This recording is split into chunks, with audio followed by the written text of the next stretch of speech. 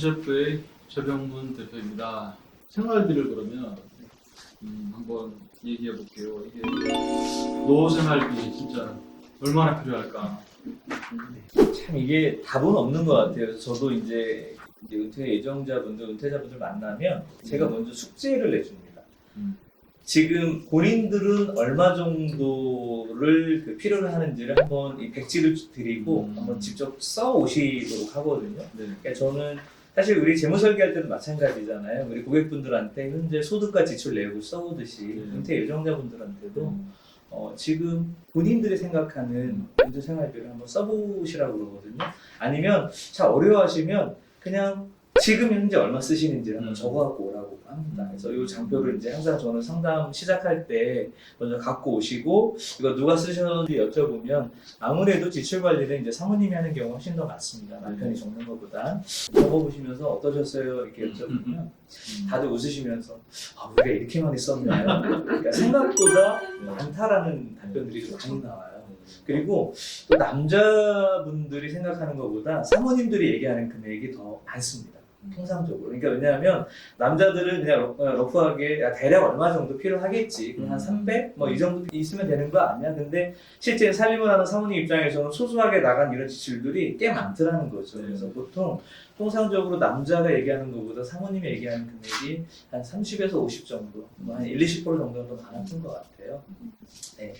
그래서 이제 저희가 아까 초반에 우리 기준적으로 한 450 잡은 건 뭐 대한민국에 450 정도의 은퇴 생활비를 쓸 수 있는 분들은 굉장히 많거든요. 그러니까 제가 봤을 때는 국민연금, 우리 기초생활노령연금을 못 받으시는 분들 이 정도면 사실 뭐 정부에서 주는 30만 원 없어도 생활이 가능하신 분들이기 때문에 저는 뭐 최소한 상위 30% 안에 들어가는 분들이라고 생각을 하고요. 지금 대한민국에서 450을 은퇴생활비로 받을 수 있는 분들이 그렇게 많지는 않은데 저희가 왜 450으로 이렇게 좀 준비를 했냐면 지금 열심히 그 직장생활 하시는 분들이 그래도 꿈꾸는 게 내가 노후에 좀 편안한 또 행복한 그런 노후를 꿈꾸는데 그런 어떤 좀 희망을 갖고 그게 우리가 직장생활 하면서 도저히 그러니까 이룰 수 없는 금액이 아니라는 걸 좀 보여드리고 싶었습니다.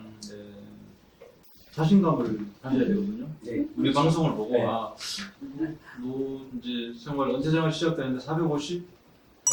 충분히 도전할 수 있겠다. 준비할 수 있겠다. 보통 군인연금 보면 뭐 그냥 300, 뭐 350 정도 보거든요. 네. 그거 뭐 이제 20년 넘게 뭐 군인 생활해서 국민연금보다 훨씬 사실 든든하게 이제 느껴지잖아요. 그럼 450 정도면 어떻게 보면 너무 이렇게 어떻게 저걸 준비하지? 멀게 느낄 수 있는 건데 현실감 있게 이렇게 좀 준비할 수 있게 이 방송 계속 끝까지 보시면 자신감을 오히려 가지실 수 있겠다. 지금 아까 우리 오 이사님이 얘기한 것처럼 이때 50년생 분들 지금 이제 올해가 2021년이니까 올해 1961년생 분들이 정년퇴직 하시는 해예요. 대부분의 기업들이 많이 60세 정년퇴직 하시니까. 근데 이분들은 정말 대부분 다 외벌이셨고요. 네. 외벌이신 분들이 보통 생각하는 규모가 한 300에서 350만 원 정도거든요. 근데 요즘 30대, 40대 분들 중에 아마 맞벌이 안 하시는 분들 거의 없으시잖아요. 그러니까 이제 오히려 베이비부머 1차 세대 분들도 한 300에서 350 정도 준비를 했는데 맞벌이 하시는 분들 입장에서는 뭐 450이 그렇게 큰 숫자는 아니라는 생각을 좀 합니다. 그래서 우선은 이제 450을 기준으로 해서 450을 이제 만드는 거는 제가 뒤에 이제 국민연금부터 하나씩 차례로 말씀을 드리고요. 네. 자, 이 금액을 그러면 이제 합리적으로 지출하는 것도 중요하기 때문에 기본적인 통장으로 관리하는 방법을 좀 말씀을 좀 드릴게요. 그럼 450이 들어오면 우리 관리비하고 건강보험료, 그다음에 뭐 이렇게 보장성 보험료 기본적으로 나가는 비용들 이건 줄일 수가 없는 대부분 항목들이거든요. 그래서 한 80만 원 정도가 고정 지출로 나가고 그리고 이제 아무래도 퇴직하시고 제일 많이 나가는 것 중에 하나가 이제 모임회비일 겁니다. 이 중에 경조사비도 포함이 될 수도 있고요. 네, 통상적으로 이제 퇴직하신 분들 보니까 이 정도 450 정도의 규모면 한 30만 원 정도가 나가더라는 거죠. 그러면 450만 원 중에서 110만 원은 그냥 자동으로 빠지는 금액이니까 그거는 뭐 그냥 연금통장에서 자동으로 빠지게 두고요. 그러면 실질적으로 쓸 수 있는 생활비는 현실적으로 340밖에 안 된다는 거예요. 그러니까 우리가 은퇴생활비 350 얘기하는 건 보통 본인이 쓰고 싶은 금액을 얘기하는 거기 때문에 결국 큰 차이는 없다라. 이걸 이제 구분해서 보면 결국은 이 가정도 450을 준비하지만 340만 원 정도를 사용할 수 있는 거고요.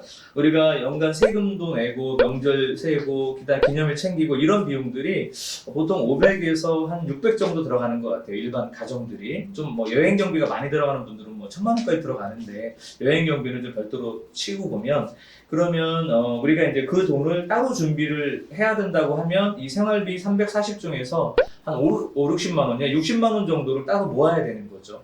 그러다 보면 매달 쓰는 생활비는 현실적으로 280만 원밖에 안 된다는 얘기입니다. 280만 원을 가지고 남편하고 부인이 이제 어떻게 나눠서 가족 생활을 할 거냐. 그래서 저는 이제 이 부분 특히 280만 원에 대해서는 남편 부인 각각 체크카드로 좀 쓰는 거로 좀 생활을 하자. 그래서 이 부분을 은퇴한 이후에 가면 너무 늦다. 그러니까 지금부터라도 빨리 이런 그 소비 패턴, 그러니까 지출 관리를 좀 하는 패턴을 구비하시는 게 준비하시는 게 좀 필요하다고 봅니다.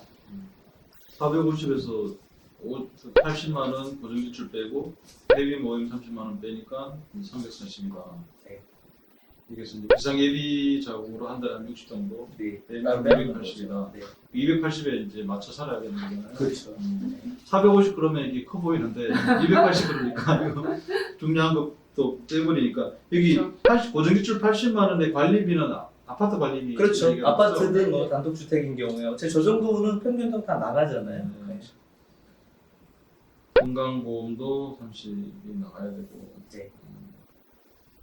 향후에 또 뒤에서 이제 다루겠지만 건강보험도 이제 누구 자녀 명의로 뭐 놓고 이렇게 안 되잖아요. 그게 아마 내년도에 바뀌기 네. 때문에 아마 내년도에 많은 분들이 상당히 좀 부담이 되는 그런 상황이 또 그러니까요. 올 겁니다. 이게 뭐 의무가입으로 봐야 되고 그렇죠. 고정적으로 한 달에 건강보험료가 되는 거잖아요.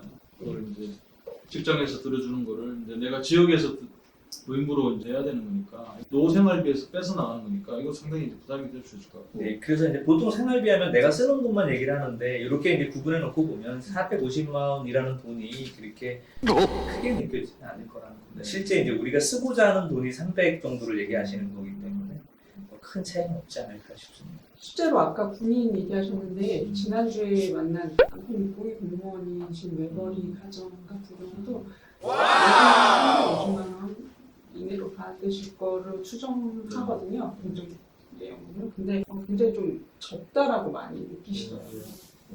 지금 말씀하신 부분에 이렇게 근거하면 본인들이 감으로도 주부들은 이 부분이 굉장히 막 타이트하게 느껴지시긴 하실 거예요.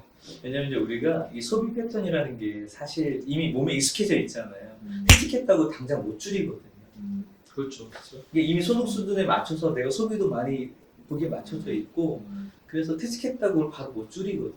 네, 그러니까 당연히 이제 우리 아까 초반에 얘기했던 것처럼 막연히 걱정하고 막 이러는 거죠. 그래서 그거를 정말 한번 좀 펼쳐놓고 점검 꼭 좀 하셔야 될 것 같아요. 그건 이제 아까 450이든 아까 350이든 그 금액이 최종 금액은 아니라는 거잖아. 이게 이제 관리비 빼고 고정지출 빼고 이렇게 하니까 네. 진짜 알맹이 쓸 수 있는 게 확 떨어지고 350 이제 공무원이든 군인이든 그 연금 받아가지고 지금 살고 있으면 또 관리비 나갈 거고 또 고정지출 나갈 거고 또 뺄 거 빼면 실제로 지출할 수 있는 금액은 줄어든단 말이에요. 그러니까 그거를 꼭 생각해야 될 것 같아요.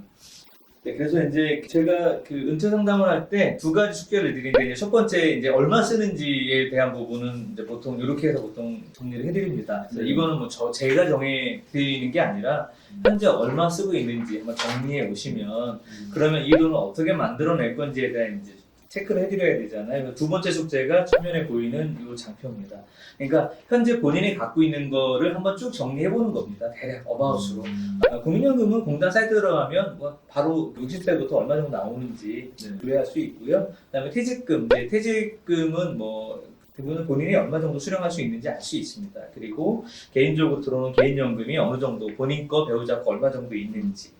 그 다음에 이제 부동산이 주거용 부동산이 있을 거고, 그 다음에 혹시 월세를 받을 수 있는 그런 수익형 부동산이 있을 거고, 그거 현황 정도 정리해 오시라고 말씀드리고, 기타 이제 뭐 주식이라든가 금융자산 또는 이제 보험으로 어느 정도를 갖고 있고 본인들이 걱정하는 것들 예를 들어 뭐 건강보험료에 대한 부분 근데 건강보험료도 자녀한테 올릴 수 있는 분도 있고 못 올리는 분도 있어요. 무조건 이제 못 올리는 건 아니거든요. 기타 이제 본인 어떤 건강이라든가 이런 그 현황을 한번 정리해 오셔라. 그래서 위에는 이제 어떤 지출 내역을 정리했다면 밑에는 우리 자산 현황을 한번 좀 정리를 해서 그러면 이제 저희가 상담을 마치고 나면 요 자산 현황과 지출 관리 가지고 예상 현금 흐름표를 드리는 거죠.